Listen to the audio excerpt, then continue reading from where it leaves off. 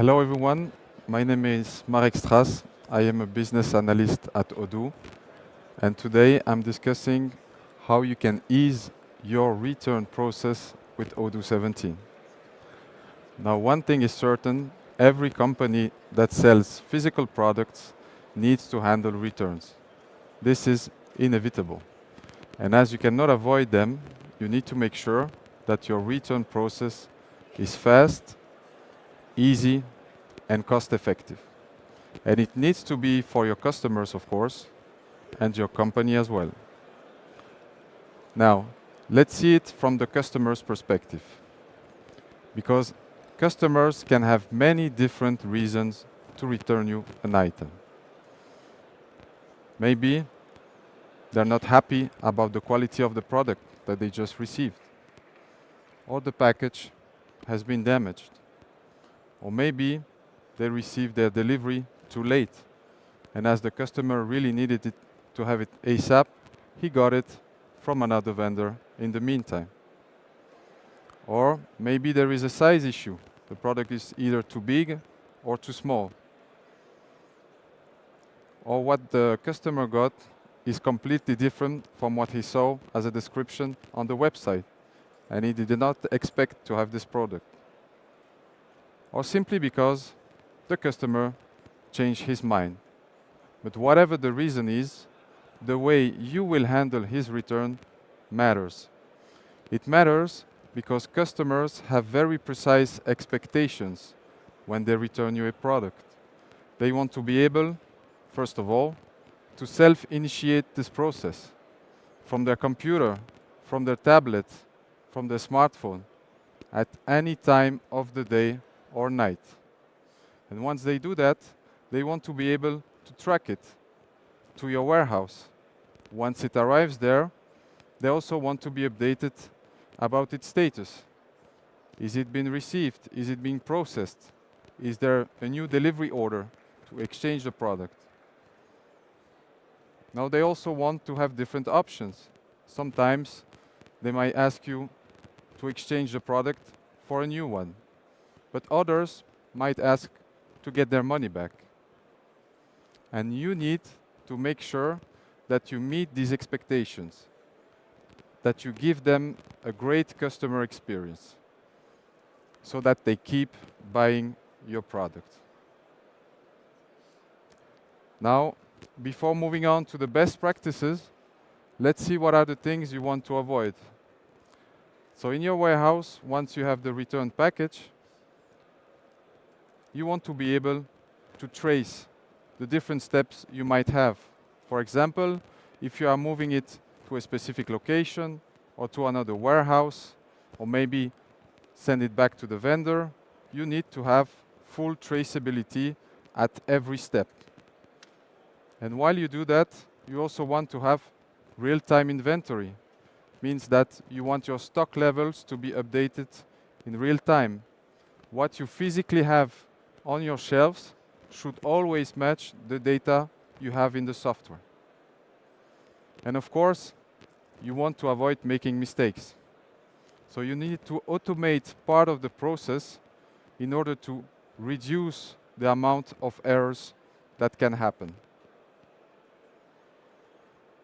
Now, best practice number 1 is to be able to easily identify the returned product, to see to which customer order it belongs to. Once you've done that, you want to have a quality check, to have an inspection of the product. And based on this inspection, you could have different options. For instance, if the product is damaged, there is a quality issue, you want to recycle it, or maybe send it back to your vendor.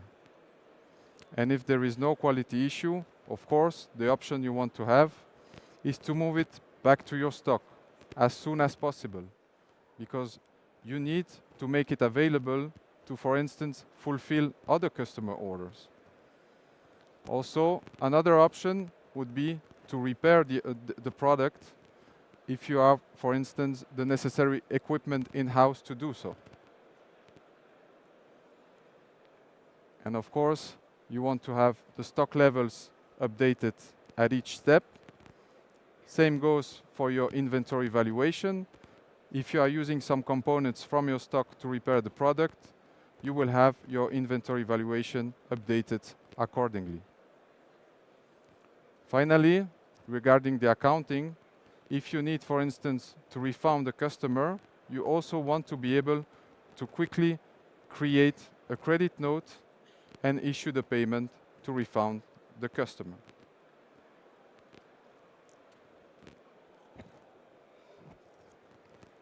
Now let's move to the best part of this talk. Let's see how Odoo 17 can help you ease your return process. Now here I am on my database, and the first thing I'm going to do is go to my sales order number 7 for my customer Fantastic, because he just ordered us 2 kettlebells and 1 wedding dress. I can see that the sales order is confirmed, but my delivery order hasn't just been validated yet. Why? Because at this very step, you already need to anticipate potential returns. And here, how can you do that? Well, you can provide your customers with 2 very useful documents. The first one is what we call the return slip. So you can generate it here from the backend. And this document contains the necessary information to identify the return, because it is supposed to be put inside the package. When you receive it in the warehouse, your operator can easily scan the first barcode in order to identify the original delivery order. But there is also a second document, and here in my example, I am using a shipping connector. FedEx, this is a carrier integration with Odoo, and once I validate the delivery, you will see that, of course, I can generate the delivery shipping, which is what you need to put on the box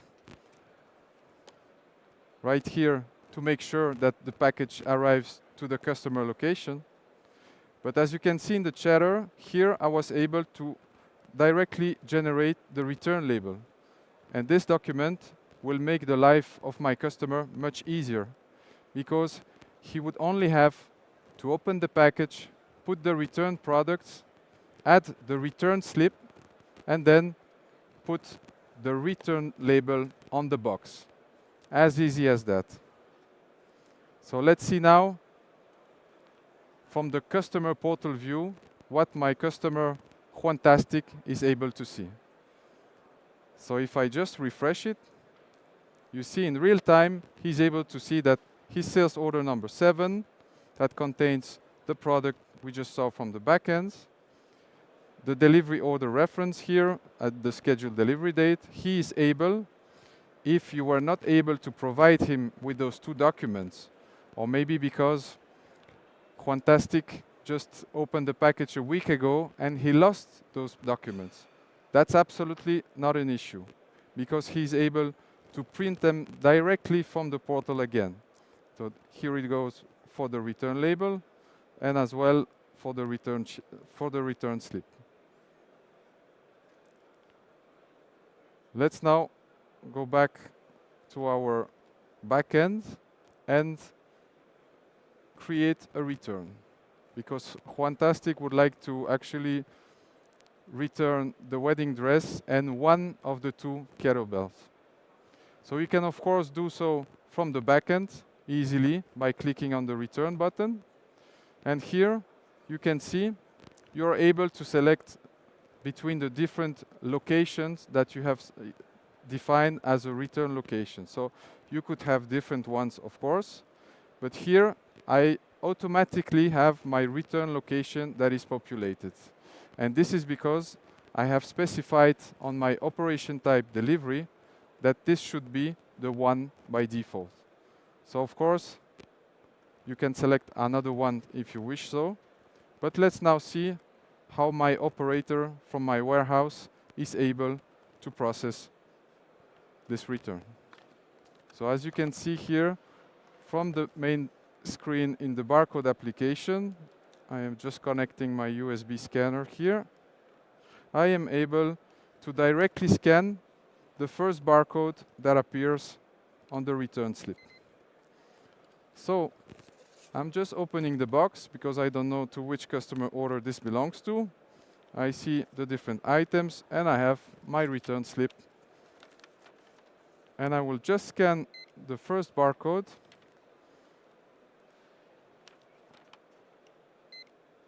And Odoo tells me, indeed, this picking has already been done. I can see the transfer reference up there. And from here, I can either scan the second barcode, which corresponds to this return button here. I will do so from the backend now. And I am able to add the delivered quantities, the return quantities. So here, let's just put that we received only one kettlebell and the wedding dress bag. Now, before doing so, let's also see what happens on the customer portal. If I refresh it, I can see that in real time, Juantastic is able to see that indeed there is already a return that is being processed. And if I validate it, he will have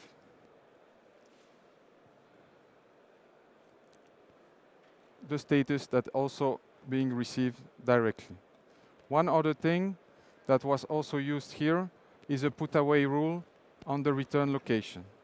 So if we go now in the backend and see what do we have as quantities, I can see that for my kettlebell Marcelo, I have defined a put away rule that once the product arrives in the main return location, it has to be automatically stored to my shelf number 12. And I have applied the same kind of setting for the wedding dress for the shelf 5. And this, you're also able to do it by product category or by product if you want to.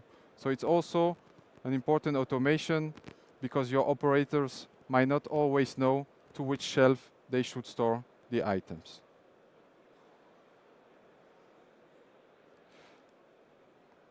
There is also another thing I'm able to see here from my inventory overview is that I have one internal transfer to process. So if I open it, I can see that this internal transfer, which is in ready, is moving the two products that I have just returned back to my stock location. How did I do that? I actually defined on the delivery route, I've added a push rule so that each time there is a product that arrives to my return location, an internal transfer is automatically generated to put it back to stock. And from there, of course, you can have exceptions. So let's say that from the return, you would actually want to create a repair order.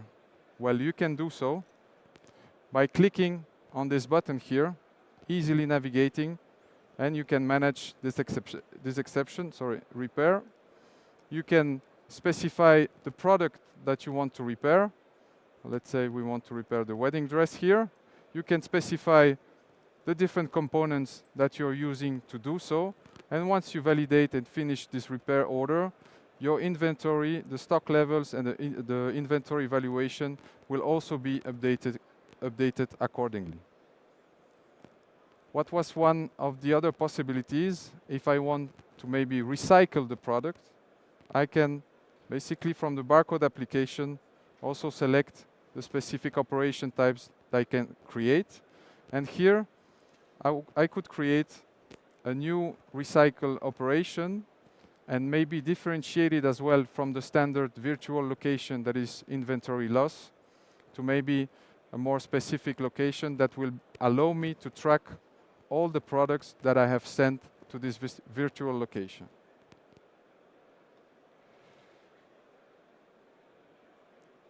That's it for my demo. Now it's Q&A time.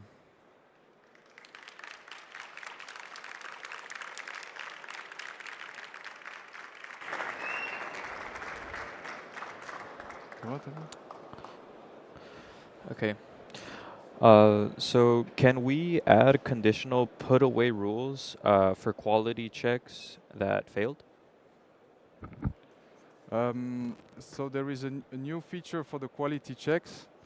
Um, in case the quality check fails, you're able to specify a failure location.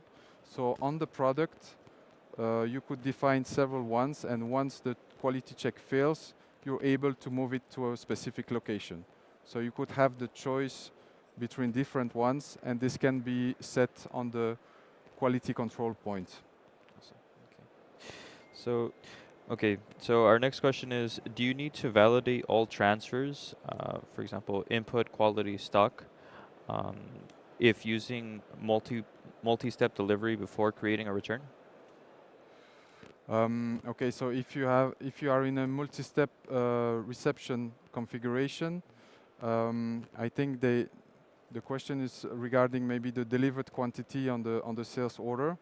Okay. So indeed, now it has been improved. What you can do is, if you receive it on the first step, so in your input location, and you create the return directly from there, so that you don't validate the step 2 and 3, then your purchase order lines will be updated accordingly with the right delivered quantity. Okay. So for our next question, they ask, can we generate the return label with any shipping connector? Um, Good question. I have tried it with DHL, UPS, and FedEx, but my colleagues Antoine and Nicolas have a very interesting talk about shipping connectors and SendCloud in this very room at 2 p.m. Awesome. Thank you. So for our next question, they ask, is recycled location new?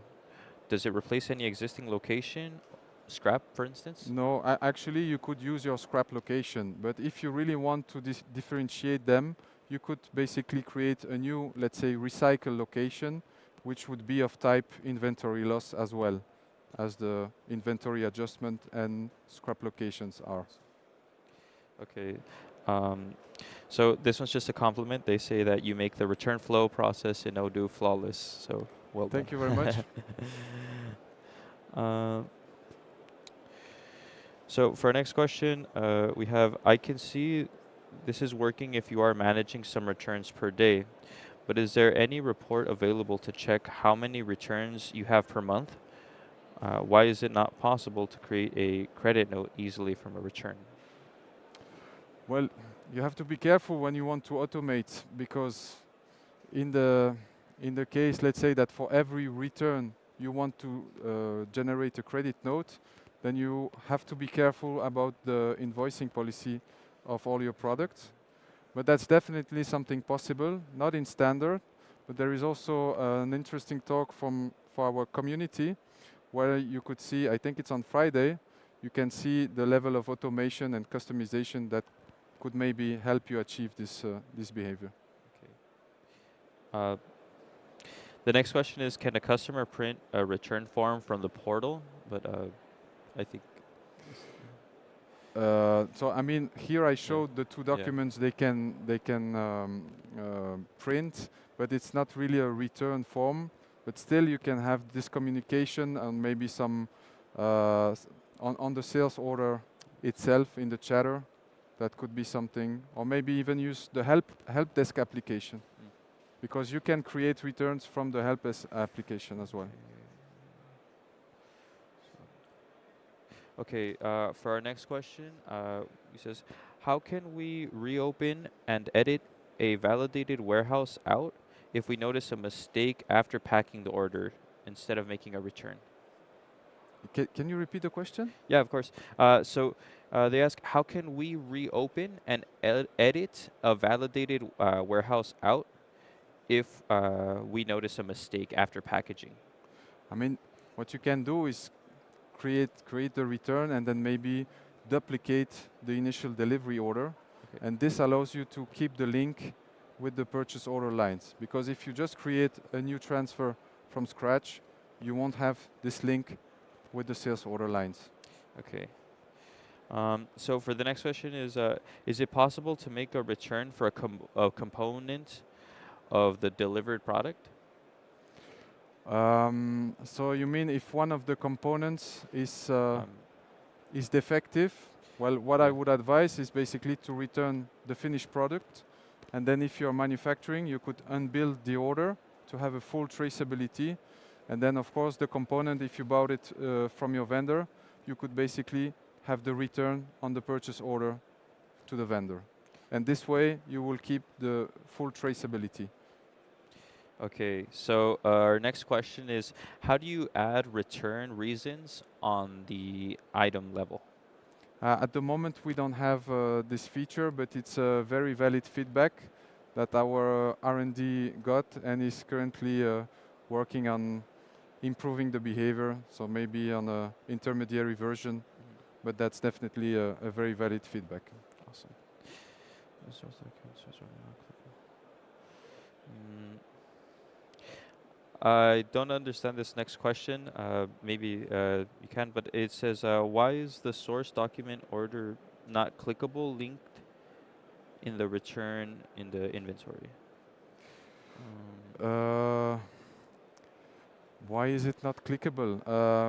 Maybe I invite the person, if the person is here, to have a look with me at the booth to see exactly what's the use case behind this need. So that would be interesting. Okay. And our last question is, can I return to a different warehouse?